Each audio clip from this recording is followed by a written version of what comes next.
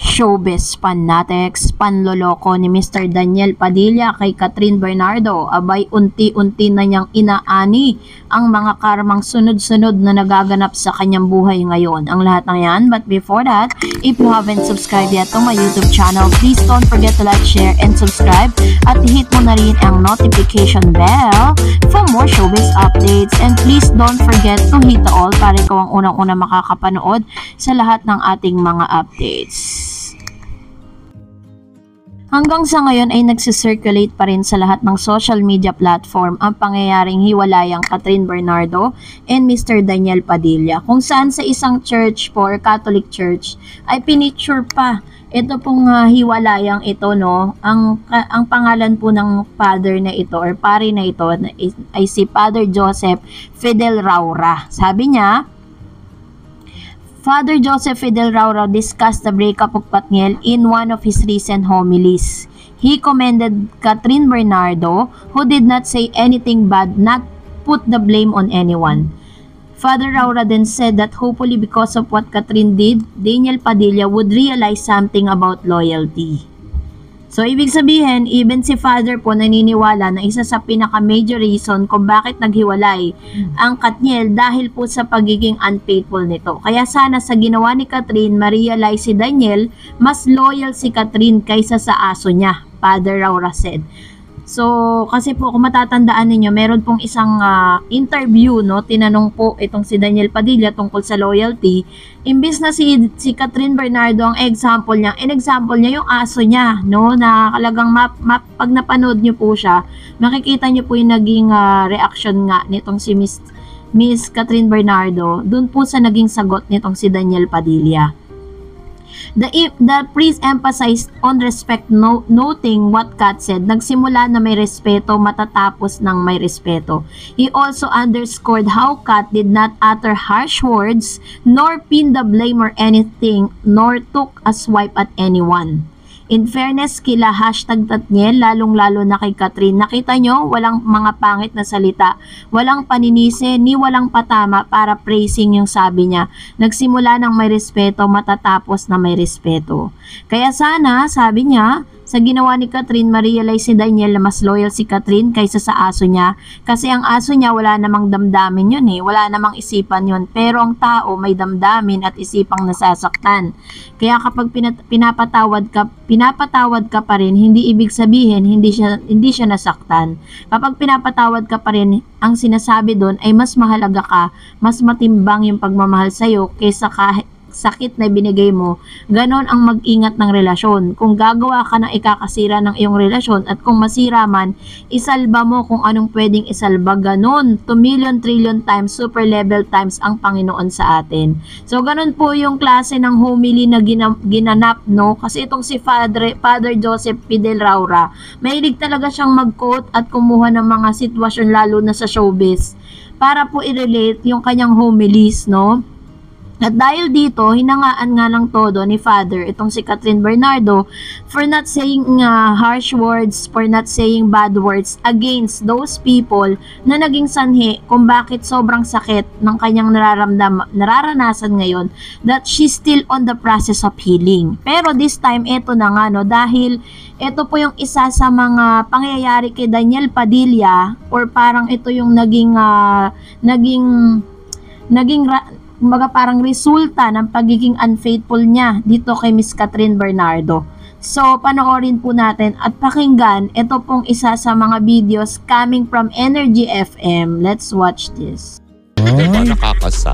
Mari sa mga nangyayaring ganito, magkakatotoo kaya yung sinasabi nitong mga vlogger na itong si Daniel ay matatapos na ang karera at baka magpolitiko na lang ito? Ay, ba, hindi ko alam. O, diba? Direct Joel. Ba, hindi ko alam. Diba? Pero marami nga nagsasabi na parang sinasabi nga, diba, Mare, na ito na yung katapusan ng karera ni Daniel. Kasi nga, diba, ang bumuha talaga ng karir niya is si Catherine Bernardo. Not like si Catherine talaga, kahit kanino mo impares, nagkiklik. Ikaw ba, diba? Ikaw ba ay sang-ayon doon? Ano? Na wala talagang talent si Daniel at si Catherine ang nagbuhat sa kanya. Uy, meron. Sa karera niya. Feeling ko naman, parehas naman nilang binuhat dahil minahal sila ng tao. Correct. Hindi naman sa dahil na walang kakayanan si Daniel Padilla na patunayan ang sarili niya dahil nanggaling siya sa pamilya ng artista. Surname pa lang, Padilla. Alam niyo, mag-produce kaya kayo ng movie para kay Daniel Padilla. Oo. Tapos, doon niya patunayan ng kanyang sarili kung talagang magaling. Hindi, may lalabas silang pelikula, di ba, ni Sandro Marudo itong December yata. Matutuloy pa ba yun? Parang matutuloy yata. Pero yung nga sabi ng ilan, baka nga daw mag-flop. Oo. Kaya nga, di ba, meron isang food chain brand ngayon sinasabi na, kaya pala nag-iisa na lang si Catherine kumakain ng manok. Di ba? Kasi dati dalawa sila doon. Uy, pati yung yung shawarma na. O, di ba? Yung magbabay one, take iniendorso one nila dati. Ngayon siguro wala na, take one na lang. Mare, may kumakalat sa social media, biniyak na yung Sintra board. According po dun sa audio video na napanood po natin na tila baga si Catherine Bernardo po ngayon ay pinag-aagawan ng iba't ibang ahensya. Dahil as of now ay hindi pa rin po siya pumipirma ng panibagong kontrata sa ABS-CBN. And parang ang nag-handle po sa kanya ngayon yung mami niya. No? So, parang ang dami pong mga ahensya pero wala pa po tayo napapabalita na pinag-aagawan din si Daniel Padilla ngayon. So, dahil dyan, narito naman ang ilan sa mga komentong napili natin mula sa mga legit viewers and subscribers po natin. So, unahin natin ang komento na nagmula po sa isa sa mga Katniel fan. Sabi po ni Kenda, sabi ni Romel Padilla, kaya daw nagloko anak niya dahil naghanap daw ng time sa iba. Si Robin Padilla naman sabi niya, proud daw siya kay Daniel.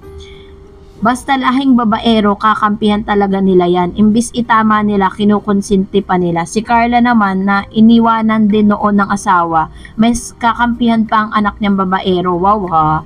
So, ito po yung mga nagsisirculate na news na parang nagsalita daw si Romel, nagsalita si Robin Padilla and Carla, pero mahanap naman tayo ng means para po makita natin yung actual na ganyang sinabi, no? Pero wala naman tayong makita parang natin alam kung papaniwalaan natin to kasi parang kumbaga parang gusto kasi ng pamilya ng magkabilang panig na parang tahimik na lang, 'di ba? Bilang respeto po sa pinagsamahan nila ng 11 years.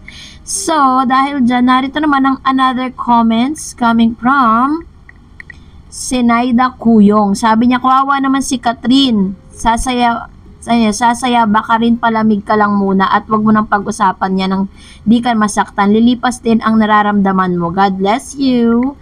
Yan. So, as of now, as far as I know, sa mga readings po natin ngayon, si Catherine Bernardo po is parang nililibang niya yung sarili niya na travel, no? Alone, kasama ng ilan sa mga kaibigan niya.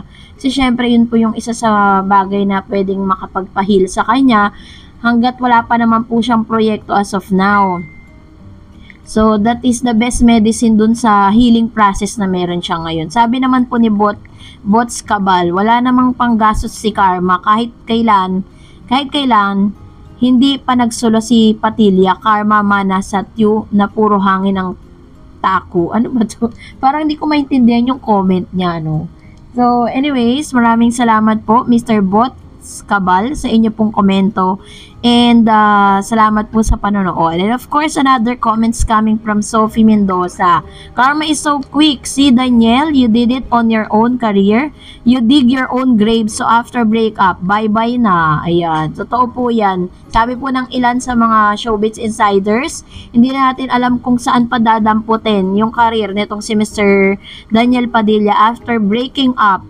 After po dun sa unfaithful acts na ginawa niya kay Catherine. Well, kung nagustuhan mo ang video na ito, huwag mo kalimutang mag-like, mag-share, at mag-subscribe, at i-follow mo na rin ang aking Facebook page, DarEdsTV. And also, I have my TikTok account, which is DarEdsTV. Pwede nyo rin po akong i-follow doon. Thank you for watching, guys. God bless everyone!